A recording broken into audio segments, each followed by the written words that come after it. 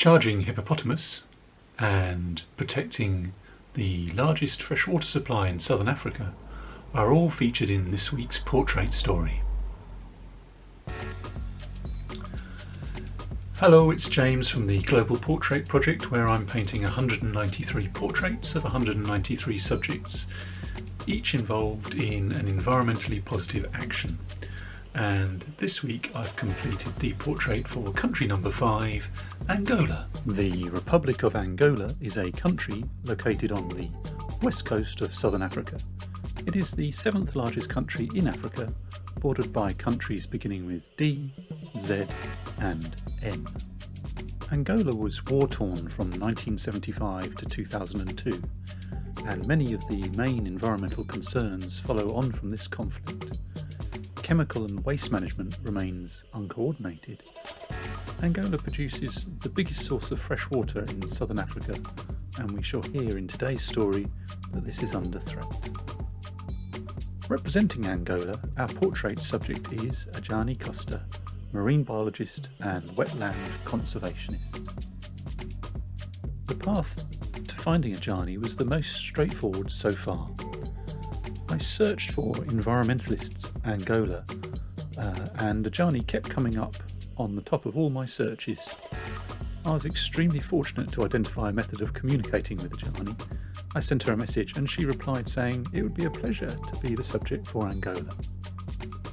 Adjany and I were both divided on which of two favourite photos to go for, and we put the choice to a public vote on Instagram. As the poll result was so close at 48 to 52%, and I had some time before moving on to Antigua, I decided to paint both portraits. The one on the left tells a great story, and the one on the right better shows off Adjany's distinguishing features.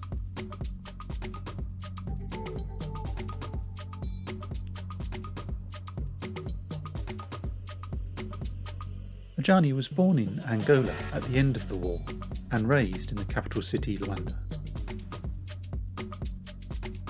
Adjany's always been passionate about wilderness and wildlife, and as a child was most happy being in nature at the beach. With encouragement from her father, she went on to study for a BSc in biology at the age of 16, and then a master's in marine biodiversity and conservation, during which time she studied marine turtles and travelled to marine research institutes across Europe. She started to expand her fieldwork with her interest in ichthyology, which is the study of fish, and surveying the health of freshwater environments.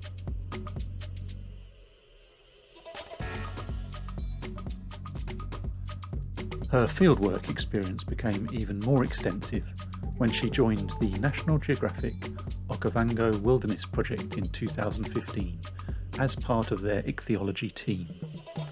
The concept was to navigate the entire length of the main tributaries of the Okovango Basin, registering the wildlife encountered. The vast Okovango Delta in Botswana is home to the largest elephant population in Africa and a quarter of the world's wild dogs.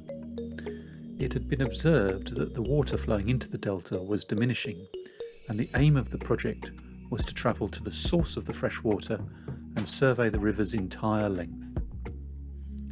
Adjany's contribution has led to the discovery of 24 potentially new species to science in the Angolan highlands, 4 of which, that are fish, are now in the process of being described for publishing. Since then, Adjany has participated in 6 National Geographic expeditions around the Okovango Basin, focusing mainly on the sources in the Angolan highlands, the least sampled and known region of sub-Saharan Africa. The expeditions have made many discoveries of reasons why the water flow might be reducing. The longest and most challenging of all the expeditions was the first one, in which she was in the field for 4 straight months, eating rice and beans twice a day, and pulling 400 kilogram traditional Makoro canoes by hand for days on end through overgrown or dried out riverbeds. The expedition was not without danger, and the painting of Adjany in the canoe represents a precious moment for her, which she describes as follows. I think the scariest moment was when I helplessly watched while a hippo attacked the Mokoro canoe that some members of our crew were in. We were 2 months in the field, and the river had been relatively calm when we heard a splash on the right side of the riverbank. Someone yelled Kwena, the warning call for crocodiles in Setswana. So we followed protocol, crossing the river away from the source of the noise into the deepest part of the water to allow the crocodile to go his own way. Except we soon realised it wasn't a crocodile, it was a hippo. And the protocol for hippos is completely different. You're supposed to stay in the shallow part of the river because hippos hide in the deepest parts. I was in the second Mokoro behind Steve, the project leader, and Giles, the IT technician, who were in the first Mokoro 2 to 5 metres away. All of a sudden, I saw a humongous mouth opening from below their Mokoro, engulfing the entire width of the canoe, and throwing it up in the air like a rag doll. It was like my brain was in slow motion. I could see the Mokoro, the equipment, the terror on Steve and Giles's face, all up in the air. Someone fired a sound signal to scare the hippo away, and luckily it worked.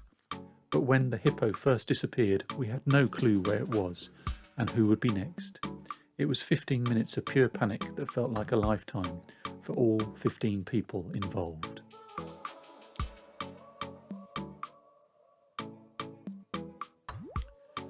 The first expedition was recorded and released as a 90-minute movie entitled Into The Okovango, which is both moving and inspiring, and the trailer has been running on the screen. I thoroughly recommend watching it. The Okovango River Basin is the largest freshwater wetland in southern Africa and the main source of water for 1 million people. It was working on these projects that Adjany realised the real importance of conservation and what we can do to make a difference.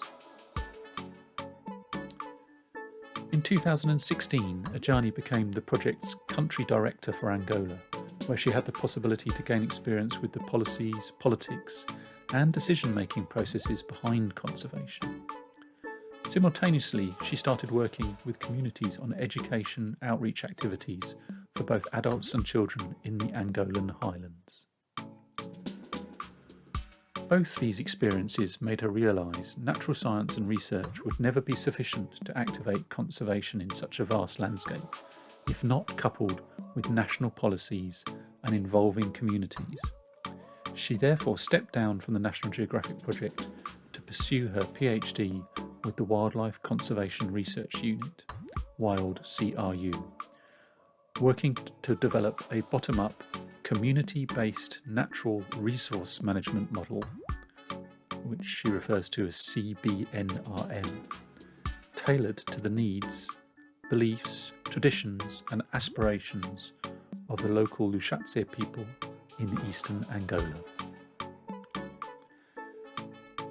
The aim is to couple research and traditional knowledge to improve policy making, achieving maximum and realistic protection of wildlife and natural resources by tackling poverty through the introduction of alternative livelihoods in poor and remote communities.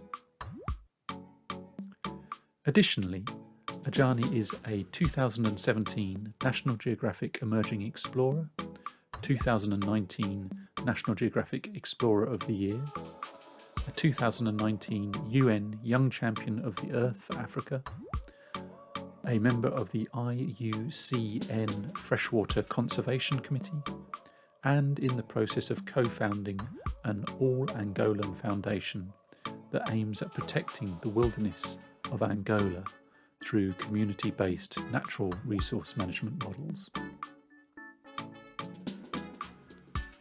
Final words from Adjany reviewing the journey she is on. I now hope, and I now dream, and most importantly, I now plan, and I can now fight for causes that go beyond the now.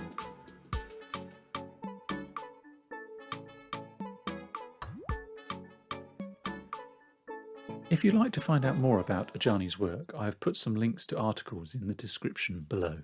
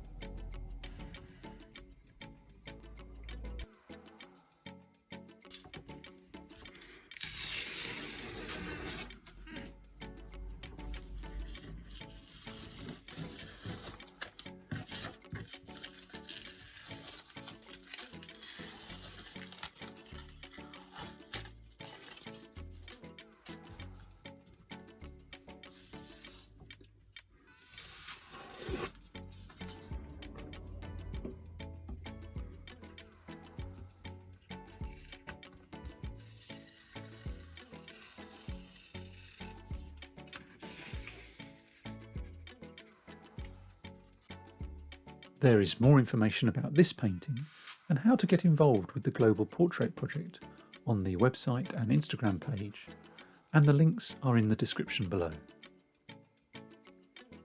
Next time, we'll be celebrating long service to the environment in Antigua.